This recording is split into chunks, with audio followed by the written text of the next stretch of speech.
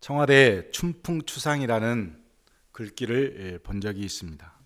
남을 대할 때는 봄바람같이 부드럽게 하고 자신에게 대할 때는 가을 서리처럼 매섭게 하라, 엄격해라, 이런 뜻으로 지어진 단어입니다. 이 말의 뜻은 자신에게는 엄격하게 해서 항상 인격 수양에 힘쓰고 남에게는 관용을 베풀어 존경을 받는 사람이 되라, 이런 의미를 가지고 있는 것으로 알고 있습니다. 자기 자신에게 엄격해서 자기 관리에 철저한 사람에게서 우리는 지도자의 향기를 느끼고 삽니다.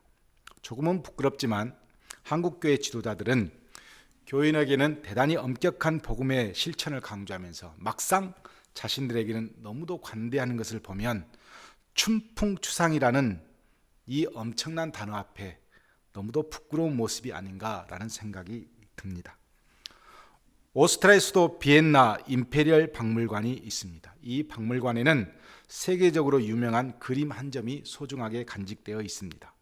이 그림의 내용을 보면 황제가 성당에 들어가 미사를 드리려고 하는데 주교가 두 팔로 가로막는 채 못 들어갑니다 라고 저지하는 그런 그림이 있습니다. 이 그림의 배경은 이렇습니다. 390년 테오도시우스라고 하는 황제가 데살로니카에 반란이 일어나자 진압하는 과정에서 무려 1500명이라고 하는 시민을 학살하게 됩니다. 이것을 알게 되어지는 사람들이 황제를 많이 비판하게 되었고, 어느 날 황제가 밀라노를 방문해서 주교 암브로시우스가 있는 성당에서 미사를 드리려고 했었을 때 암브로시우스가 황제가 미사를 들어오는 그 길목을 가로막았습니다. 그리고 들어오지 못하게 한 것입니다. 참고로 암브로시우스는 어거스틴의 스승으로 알려져 있습니다. 이 암브로시우스가 황제를 들어가지 못하게 가로막자 황제가 그 이유를 물었고, 암브로시우스는 데살로니카에서 무려 1500명이나 시민을 학살한 그 문제를 문제 삼았습니다. 이때 암브로시우스 앞에 황제가 이렇게 말을 했다고 합니다. 다윗도 죄인 아니었습니까? 라고 물었습니다. 그때 암브로시우스가 대답하기를, 다윗의 죄를 모방하시렵니까? 그렇다면 다윗의 참에도 모방하십시오. 다윗처럼 회개하십시오 라고 대꾸를 했고, 황제는 그 말을 듣고 바닥에 주저앉았다, 이렇게 전해지고 있습니다. 성도들에게는 한없이 관대하고 아버지 같았던 암브로시우스가 최고의 권력자 황제 앞에서는 목숨을 걸고 하나님의 뜻을 가르친 그 위대한 모습은 기독교인들에게는 허상이 아닌 진실함으로 다가오고 있습니다. 이 암담한 세상에서 하나님의 뜻을 행하고 하나님의 나라를 이루는 것은 교회 지도자로서의 사명을 넘어 성도들에게도 엄격한 자기관리가 필요하다는 것을 의미합니다. 스스로는 복음의 삶을 거부하면서 남에게 복음을 전할 수 있다고 생각한다는 것은 하나님을 너무 무시하고 있는 그런 행동이 아닌가 생각이 되어집니다. 오늘 본문은 하나님의 언약의 역사를 이루기 위해 길을 떠나는 모세에게 하나님은 기본적인 것들을 알게 하셨고, 그 기본적인 것들을 통해서 무엇이 중요한가를 가르치시는 그런 내용이라고 할 수 있습니다. 따라서 오늘 본문을 통해서 저와 여러분은 하나님의 사명을 감당하는 그리스도인으로서 어떠한 마음가짐을 가지고 살 것인가, 그리고 무엇을 중요하게 여기면서 살 것인가를 깊게 생각하는 시간이 되기를 원합니다. 오늘 본문을 보면 민족 구원의 사명을 가진 모세에게 이제 모든 것들이 잘 정리되고 있다라는 생각이 들어지는 내용들이 등장합니다. 먼저 18절에 모세가 장인 이드로에게 애굽에 있는 형제들이 살아있는지 죽어있는지 생사를 좀 확인하고 싶다라고 말을 하면서 자신이 애굽으로 가겠다고 장인에게 말을 합니다. 이때 이드로가 흔쾌히 그 모든 문제를 허락해 주었고, 아무런 조건 없이 모세에게 평안을 축복해 주었습니다. 19절에 보면 그럼에도 머뭇거리고 있는 모세에게 하나님께서 말씀해 주십니다. 애굽으로 들어가라. 내 목숨을 노리던 자가 다 죽었느니라 라고 가르쳐 주셨습니다. 당시 투트모스 3세와 그의 추종자들이 죽었다는 것을 의미합니다.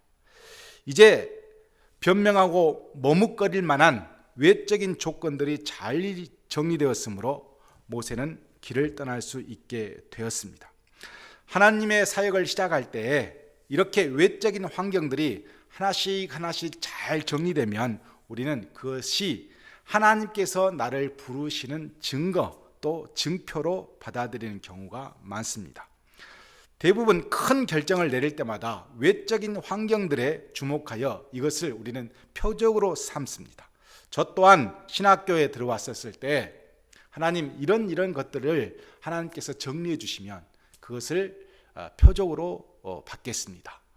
이렇게 기도한 적이 있습니다. 많은 성도들이 외적인 조건들을 내세워서 이것들이 잘 마무리되면 하나님께서 나에게 이 일을 하라고 한다는 의미로 받아들이고 그렇게 기도하는 것을 많이 봅니다.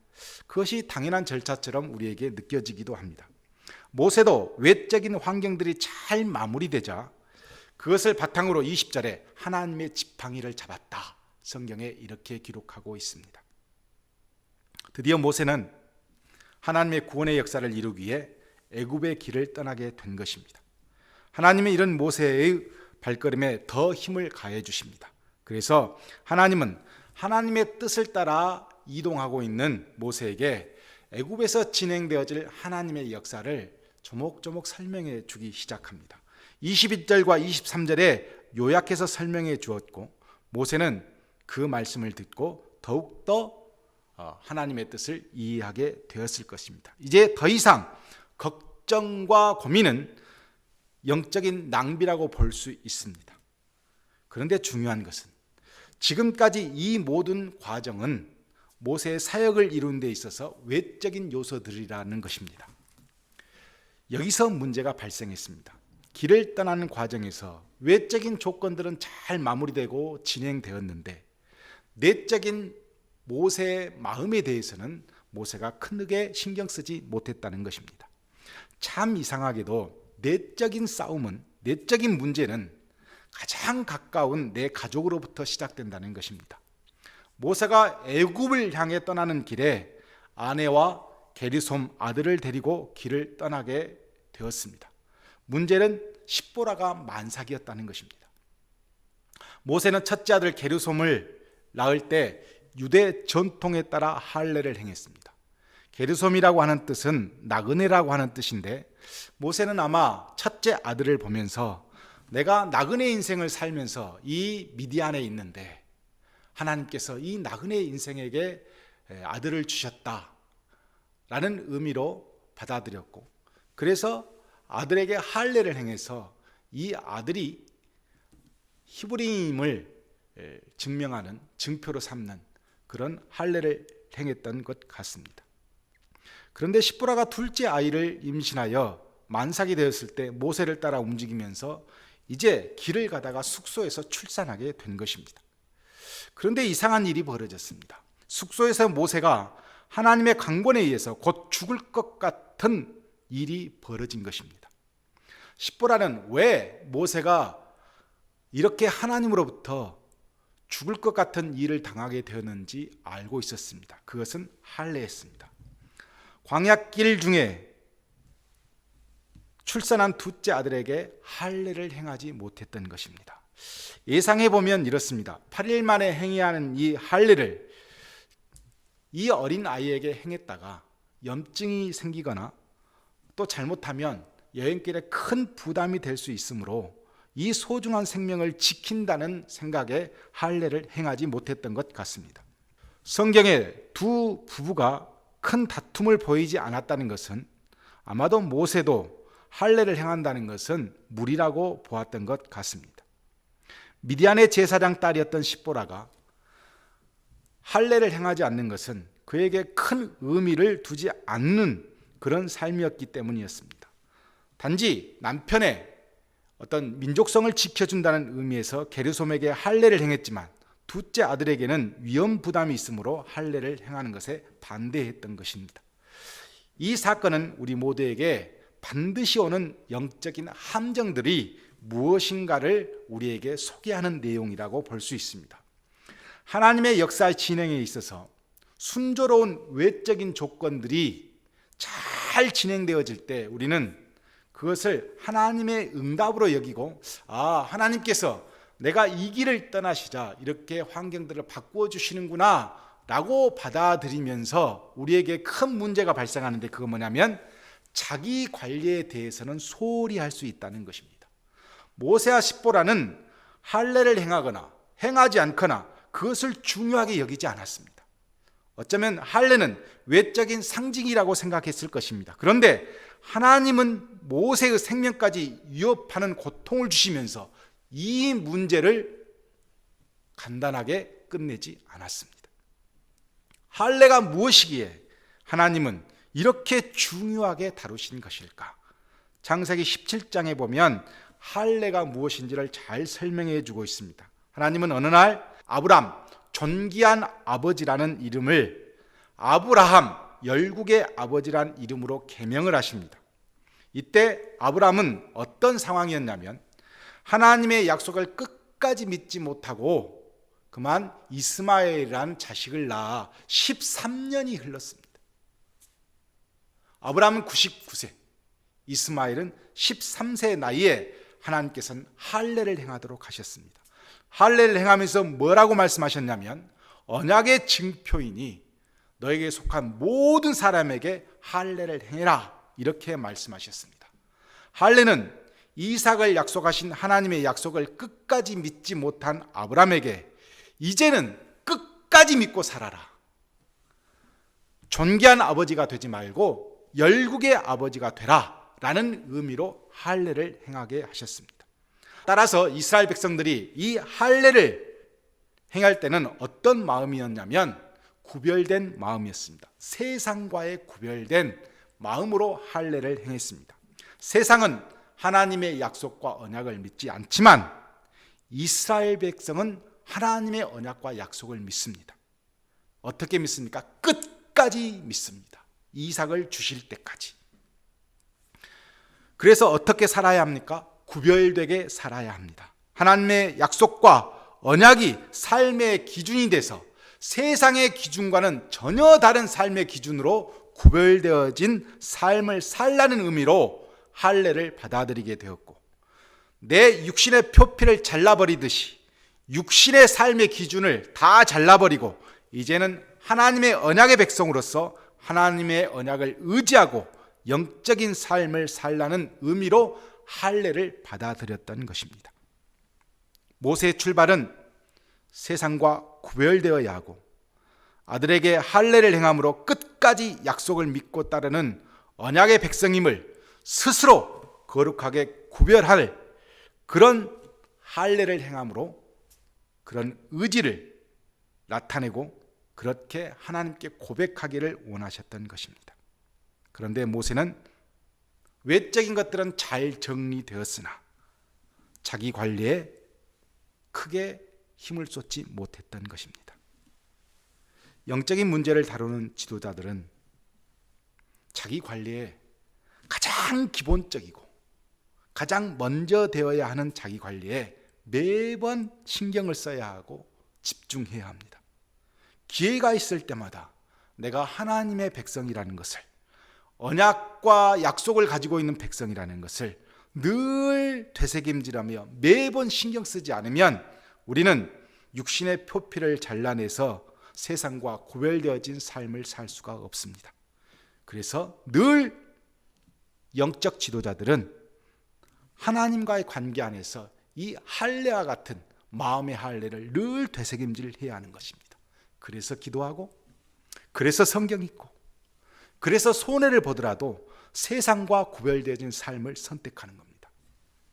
성도들도 마찬가지입니다. 헌금하고 주일 예배했으면 됐지라고 생각하면 할례 받지 못한 겁니다. 내 자식이 고3인데 1년간 예배 좀 안 드리면 어떤가? 이렇게 생각하고 있다면 그것은 함정입니다. 자기 관리가 안 된 성도는 하나님의 구원의 역사 앞에서 반드시 고역을 감당해야 합니다. 할례는 8일 만에 행해졌습니다. 8이라고 하는 숫자는 다시 시작한다 하는 의미를 가지고 있습니다. 노아의 방주에 들어간 사람도 8명이었어요. 다시 시작합니다. 예수님께서 주일 예루살렘에 입성하셔서 6일째 십자가에 못 박혀 죽으시고 8일째 부활하셨습니다. 8일은 바로 다시 시작하는 것. 할례는 외적인 상징을 넘어 하나님의 구원의 역사를 다시 시작하고 갱신하는 그런 의미를 가지고 있습니다. 그런데 십보라가 이것을 무시한 것입니다.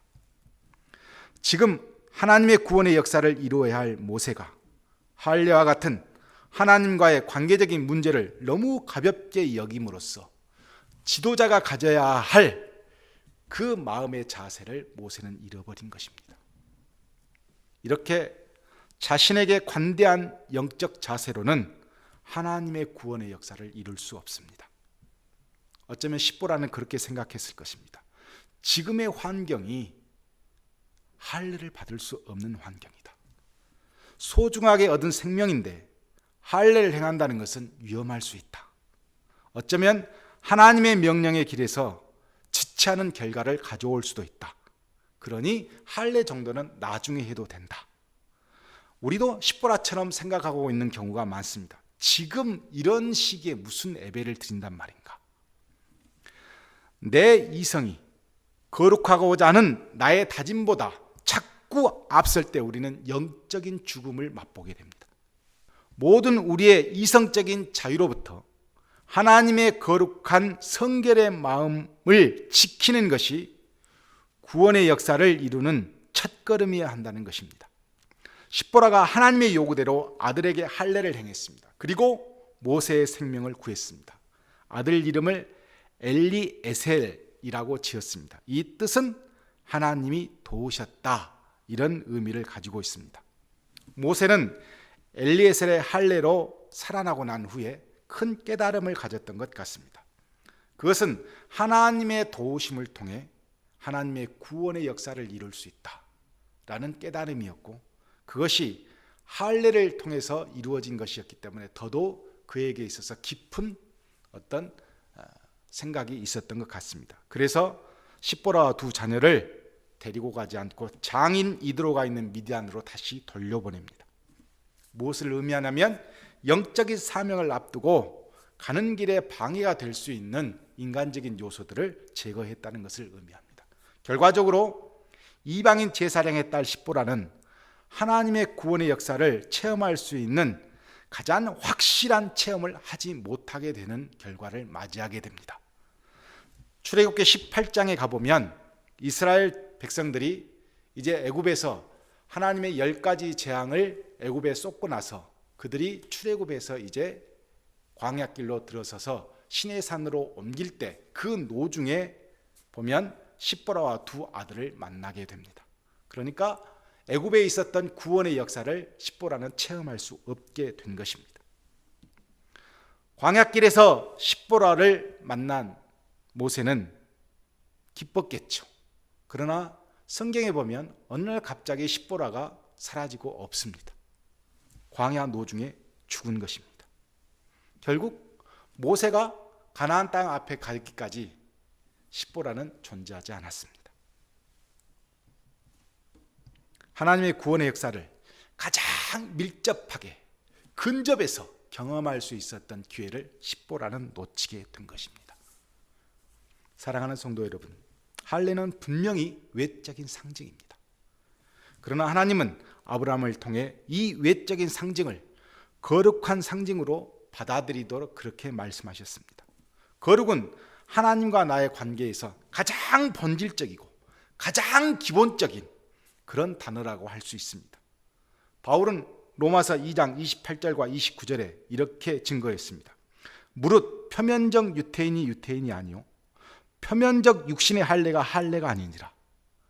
오직 이면적 유태인이 유태인이며 할례는 마음에 알지니 영에 있고 율법 조문에 있지 아니한 것이라. 그 칭찬이 사람에게서가 아니요 다만 하나님에게서니라.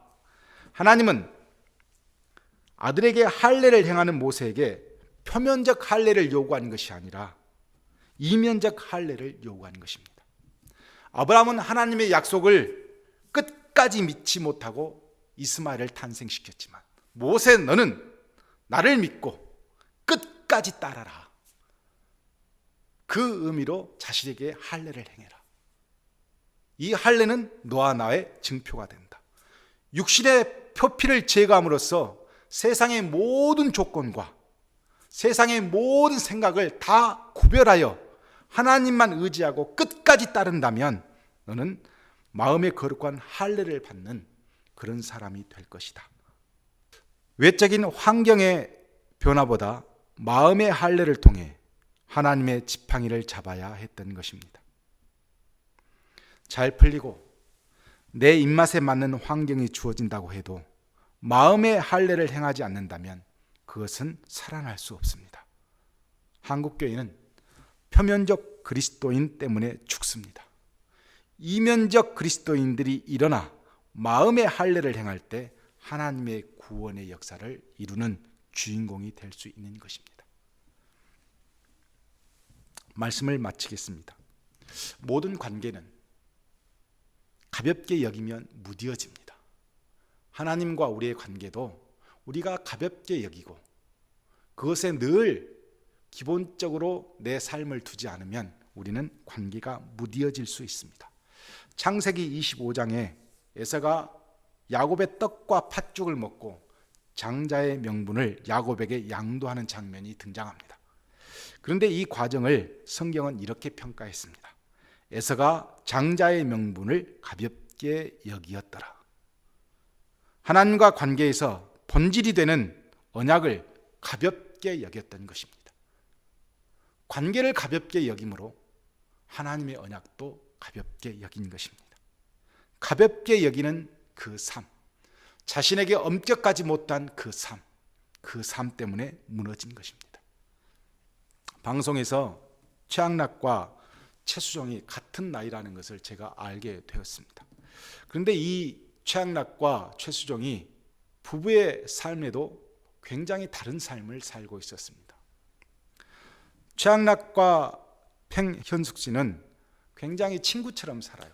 그런데 뭐냐면 굉장히 말도 막 함부로 하고 또 뭐 이 인간아 그러면서 소리도 지르고 기생충아 이렇게 이야기도 하기도 하고, 진짜 부부 관계에서 어떻게 저렇게 살 수 있나, 뭐 머리채를 잡고 흔든다든가 하는 것들을 보고 제가 와, 이게 방송 컨셉인가 라는 생각도 들었지만, 아무튼 대단히 무례하다고 보여지는 그런 행동들을 부부간에 서로 아무렇지 않게 합니다. 그런데 최수종 부부는 정반대로 지금까지도 존댓말을 쓰고 지금까지도 히라씨 이렇게 이야기하고 모든 뭐 기념일이니 뭐니 잘 챙겨주면서 항상 처음 마음을 잃지 않으려고 노력하는 것을 볼 수 있었습니다. 그러면서 제가 생각한 것은 가장 기본적인 것이 흔들린 부부와 기본적인 것을 끝까지 지키려는 부부가 어떻게 다른 삶을 살 수 있는가를 그 두 부부를 통해서 볼 수 있었고, 그 과정에서 제가 느끼는 단어는 본질이었습니다. 자기 관리를 통해 기본적인 것을 지켜내면 본질적인 것이 흔들리지 않는다라는 느낌을 받았습니다. 황제의 잘못된 행동도 가로막을 수 있는 암브로시우스의 용기와 행동은 가장 기본적인 것에 자기 관리가 잘 돼 있으므로 본질적인 면을 지키는 데 있어서도 전혀 흔들림이 없습니다. 춘풍추상, 자기 관리가 있어야 하나님의 구원의 역사를 이루는 그런 완성된 사역을 우리는 감당해낼 수 있습니다. 자기에게는 너무 관대하고 남에게는 엄격한 그런 마인드로는 지도자가 될 수 없습니다. 저는 우리 성도들이 지혜로운 십보라가 되기보다는 미련하지만 하나님 관계 안에서 할례를 행하는 그런 성도가 되기를 원합니다.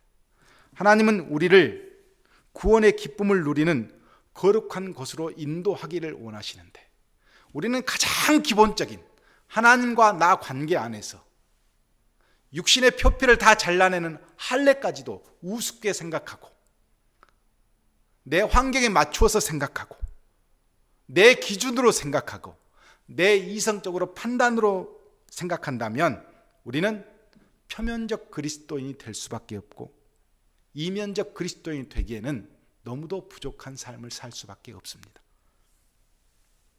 외적인 환경이 잘 되어진다고 거기에 모든 마음을 다 쏟아버리면 우리는 이 내면적 그리스도인이 되지 못합니다.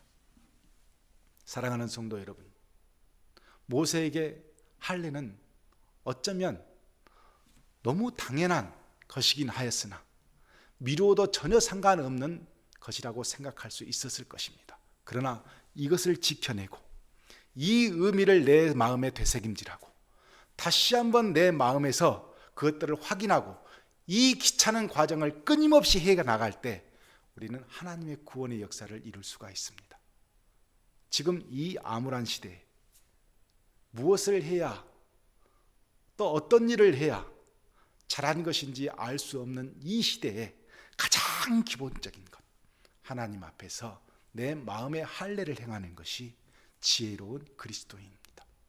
그럼으로써 우리는 하나님의 구원의 역사를 이루어갈 수 있을 것입니다. 그런 성도가 되고 가정이 되기를 주님의 이름으로 축복합니다.